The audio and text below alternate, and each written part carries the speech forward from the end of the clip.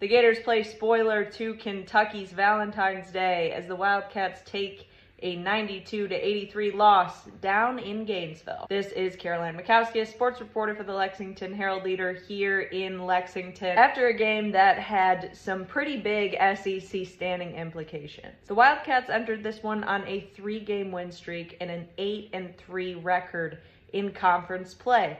That's just one game back behind the Gators. So today was one that potentially could have evened the playing field a little bit more and better position Kentucky as we inch ever closer to the end of the regular season. Unfortunately for Mark Pope and Kentucky, a day all about chemistry saw a ton of miscommunication from the Wildcats. And it became quite clear pretty early on that Florida was not experiencing that same chemistry issue. Kentucky turned the ball over 14 times today, and the Gators took those 14 turnovers and converted them into 25 points. Sure, by the end of the game, the Gators had posted 11 turnovers of their own, but Kentucky was only able to convert those 11 turnovers into 12 points. This was a game where 5 separate Gators posted at least 10 points, and we're looking at a big 3-point game, 35.7% from the field, as Florida sank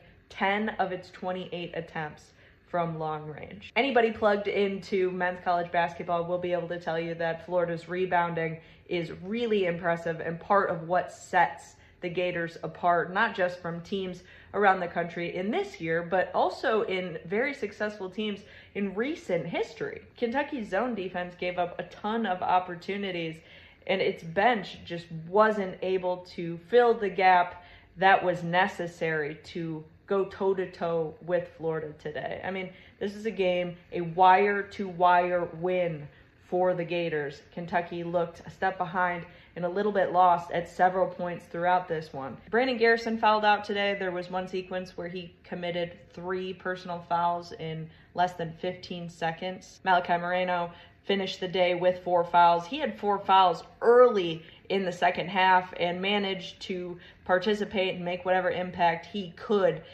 without picking up that 5th and final one. Moreno finished with a double-double of 11 points and 11 rebounds. Denzel Aberdeen, who also had 4 fouls today, led the way for the Wildcats. He had 19. Colin Chandler had 18. Chandler made 5 of his 7 attempts from long range, which was exactly what Golden and his staff did not want to have happen.